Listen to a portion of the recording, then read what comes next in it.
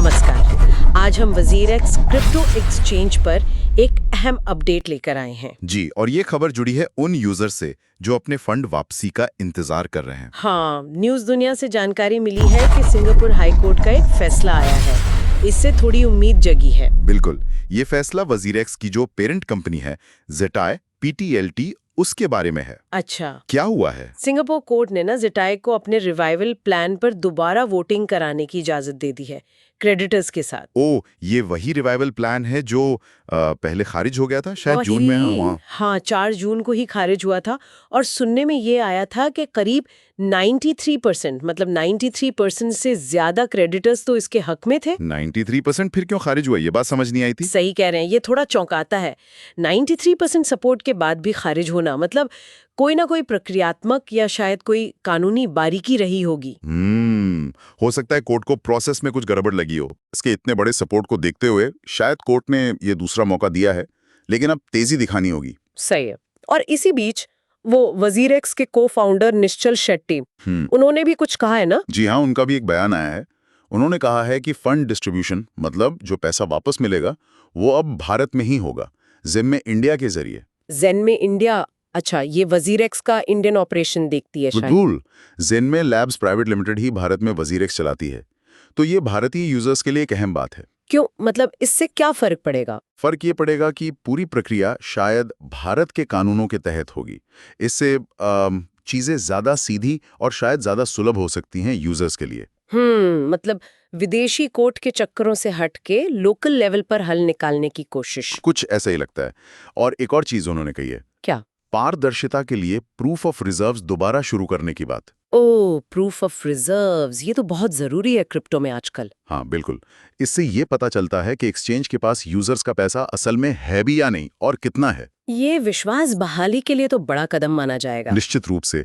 Crypto space में जो हाल में कुछ गड़बड़ियां हुई हैं, उसके बाद तो ट्रांसपेरेंसी मतलब पारदर्शिता की मांग बहुत बढ़ गई है। ये एक अच्छा संकेत है। और ये फंड वापसी की रकम कितनी बताई जा रही है?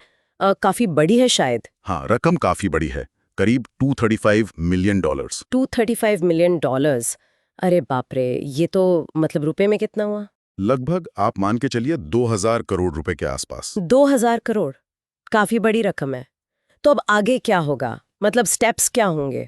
देखिए, प्रक्रिया आप थोड़ी साफ लग रही है। पहले तो कंपनी क्रेडिटर्स के साथ टाउन हॉल मीटिंग्स करेगी। अच्छा, उनको प्लान समझाने के लिए और जो पिछली बार दिक्कत हुई थी उसे दूर करने के लिए। हाँ बिल्कुल। फिर कुछ ही दिनों में दोबारा वोटिंग होगी। और अगर इस बार वोटिंग पास हो गई तो फिर कोर्ट की फाइनल मंजूरी लेनी होगी। और अगर कोर्ट भी संतुष्ट हो जाती है प्रक्रिया से, तो फिर जैसा बताया गया, ज़िम्मे इंडिया के जरिए भारत में पैसा बढ़ना शुरू होगा। तो ये उन लोगों के लिए वाकई राहत की बात होगी जो लगभग 1 साल से इंतजार कर रहे हैं। हाँ, 1 साल से ज्यादा का वक्त हो गया है। उनके लिए ये क्लियर रोड मैप जैसा है।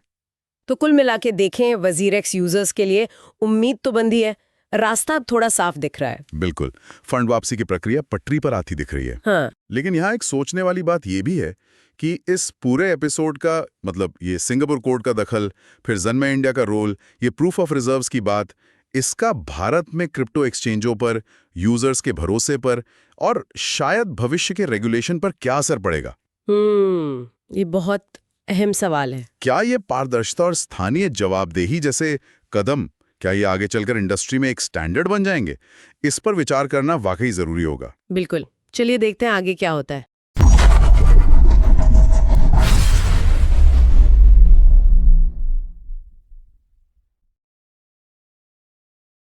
कि वजीरेक्स, जिसे मतलब कई लोगों ने तो लगभग मान ही लिया था कि भाई ये खत्म है। हाँ, बिल्कुल ऐसा लग रहा था कि शायद निवेशकों का पैसा तो गया हमेशा के लिए। हाँ, यही धारणा बन गई थी। बोले अब पैसा गया, वापसी की तो कोई मतलब उम्मीद ही नहीं दिख रही थी। बिल्कुल, दूर दूर तक कोई उम्मीद नहीं थी। लेकिन अब कहानी में एक दिलचस्प मोड़ आया है। सिंगापुर हाईकोर्ट ने अभी 17 जुलाई को एक फैसला सुनाया है। हाँ, और इस फैसले ने वो रोक हटा दिए हैं जो 4 जून को वजीरेक्स पर लगी थी। ये तो वाकई काफी चौंकाने वाली बात है। थोड़ा विस्तार से बताएंगी कि कोर्ट ने कहा क्या है और ये जेटाई का क्या रोल है इसमें? हाँ, देखिए, ये एक अहम डेवलपमेंट है। कोर्ट ने असल में जेटाई, जो शायद एक तरह की एडमिनिस्ट्रेटर या मॉनिटरिंग एंटिटी है इस केस में, उसे कहा है कि वो वजीरेक्स के लिए एक रिवोट करवाए। रिवोट मतलब क्रेडिटर्स यानी जो लेनदार हैं वो दोबारा वोटिंग करेंगे। इसका मकसद यही है कि जो फंड्स फंसे हुए हैं उनको वापस करने का कोई रास्ता निकाला जाए। अच्छा, तो मतलब एक रास्ता शायद खुल सकता है अब। हाँ, एक संभावना बनी है। तो आज हम इसी पर बात करेंगे, ये जो अचानक से मोड़ आया है इसे समझने की कोशिश करेंगे और निश्चल शेट्टी का जो नया प्लान है उसके बारे में भी जानेंगे और आगे क्या हो सकता है वजीरेक्स और उसके यूजर्स के लिए। बिल्कुल, और ये समझना इसलिए भी जरूरी है क्योंकि ये दिखाता है कि कैसे मतलब इतने बड़े संकट के बाद भी कोई लीगल प्रोसेस या रीस्ट्रक्चरिंग प्लान के जरिए वापसी हो सकती है। हाँ, खासकर क्रिप्टो जैसे फील्ड में। हाँ, क्रिप्टो जैसे नए और अक्सर विवादित रहने वाले क्षेत्र में। सच कहूं तो कुछ महीने पहले शायद ही किसी ने सोचा होगा कि वजीरेक्स इस सिचुएशन से निकल भी पाएगा। तो ये फैसला काफी मायने रखता है। तो चलिए इस नए प्लान को थोड़ा समझें।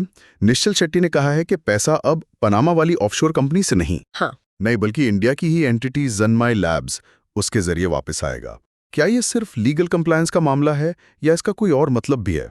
नहीं, मुझे लगता है ये सिर्फ लीगल खानापूर्ति नहीं है।